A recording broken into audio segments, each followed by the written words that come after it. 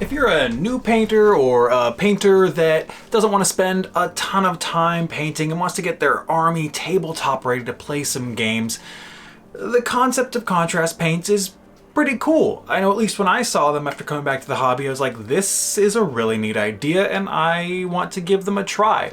So while I've started painting a 2000 point Ogre Maw Tribe's army with some contrast paints, after I started, I saw some posts and people talking about how different primers could react differently with the contrast paints, and some are better than others, and it has to do with the finish of them.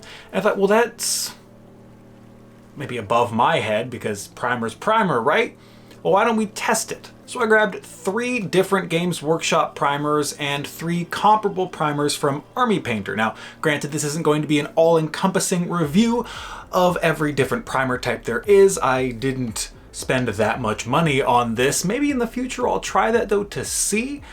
But I grabbed a white, beige-ish color and a gray. I primed up some goblins from an old Warhammer Fantasy starter set and actually threw in some extras while I was priming. I also read some people saying that it was due to the difference in finishes that could cause contrast paints to work better with some primers than other primers. So why don't I take a satin finish, spray that over some of the Army Painter primers and see if there's a difference between the non-sealed and the satin sealed Army Painter minis as well compared to the Games Workshop primers. I also threw in a couple Zenithal highlights to see if that would do anything different with the contrast paints, or if that really shows up more when you're doing something like airbrushing where the paints are way thinner and you can get that nice kind of free gradient from it.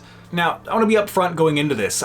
I did not think there would be really that much of a discernible difference in terms of how these miniatures take the contrast paint, depending on what kind of primer or finish they have. But first, let's take a look at all of the minis. I painted a number on the bottom of each base so that way I wouldn't get them mixed up and could know which one is which, and that way we can take a look at side-by-side comparisons along with a little bit of the actual painting process here. Now, to be clear, I am not a good painter. You can clearly see this as I am applying paint to these models. I did go for a slightly kind of thicker, that whole kind of one coat kind of thing that Games Workshop is marketing these as, to see how they would do with that. And honestly, I didn't have really any complaints with how the application went for the Citadel primer.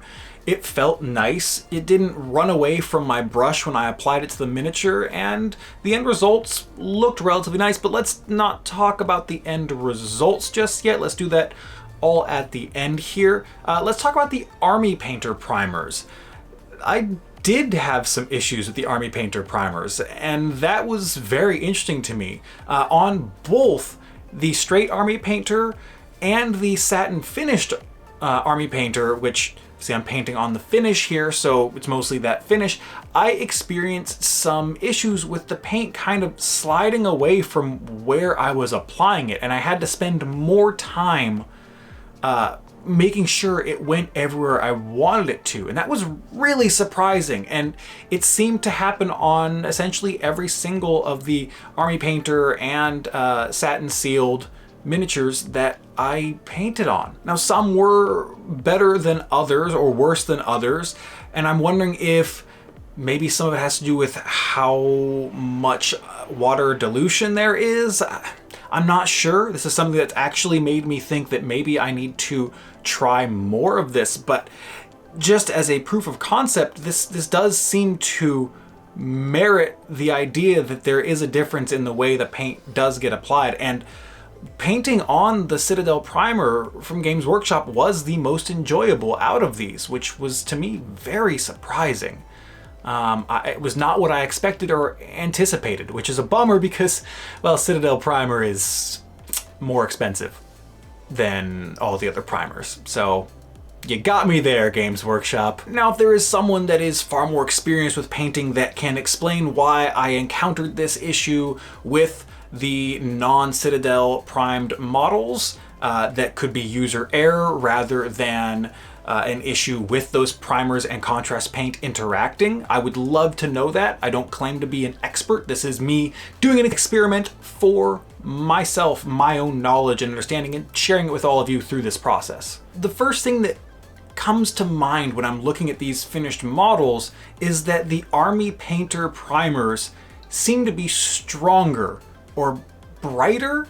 I'm not quite sure how to put it, but the base color seems to come through more on these models, which means that whatever you're base coating or priming with is going to have more of an impact if you are using contrast paints. And that's not necessarily a bad thing, just something to keep in mind. So it's not quite fair to compare the end results in terms of how you visually would rate them, because they don't one-to-one equate with an equal or even shade or tone or richness. Meaning we really have to go with just how the paints were applied.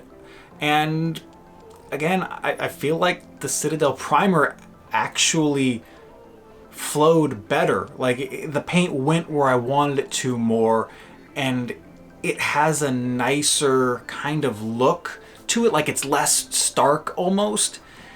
And that just, to me, seems more visually appealing right now on these models.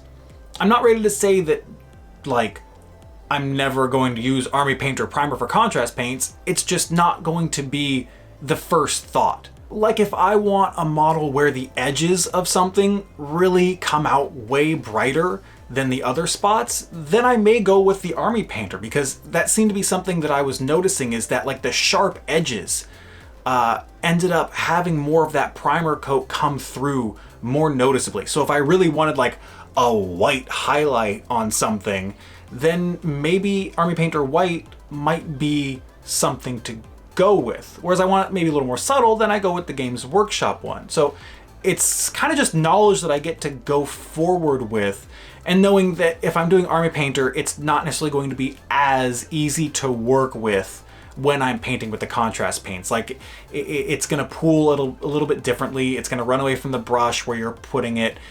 Just things to kind of keep in mind that don't necessarily knock the entirety of it down, but gives something to keep in mind in terms of what your project is, what the goals are, and how to best utilize the tools you have on hand. And one more thing I'm taking from all the videos I watch of these amazing painters doing things like zenithal highlighting before they apply their base coats and start painting and all that, is whether or not it was really viable with contrast paints. And from the way I used them, it didn't seem like it. I did want to test the zenithal highlighting a little bit further, so I actually took one model, primed it black, and then did a white zenithal highlight over that to see how it would react with contrast paint, since it's about as high of a contrast ratio as you can get, and this one was noticeable in how the end result differed from the other zenithal highlighted models. I could potentially see scenarios where if I wanted really deep shadows,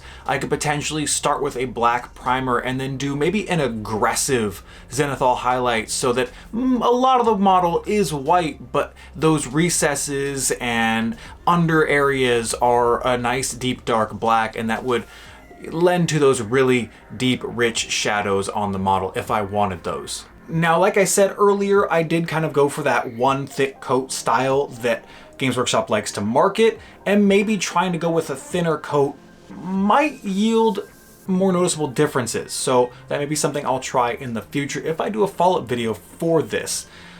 If I end up wanting to buy a whole bunch of different brands of primers to see how each and every one of them reacts, I will certainly update all of you and let you all know how that goes. But until then, I would love to know what's something in your painting or hobbying that you expected to go one way and then were surprised by the outcome, because this, like I said, is not what I anticipated, but it's kind of nice to have something go a little bit differently with something like this that you can gain some positive knowledge from. And you do an experiment, and that's what it's for, is to gain that knowledge. And now I feel like an extra tool, or a better understanding of said tool, I think is a better way to put it. And that, to me, makes this whole experiment worth it. So don't be afraid to experiment. And if you want to follow along for more in the future, I do post videos about my hobbies, which means there will be plenty more Warhammer coming in the future. So feel free to subscribe. I would love to have you be a part of the community. And that said, I think that's enough out of me. So thanks for watching. See y'all next time.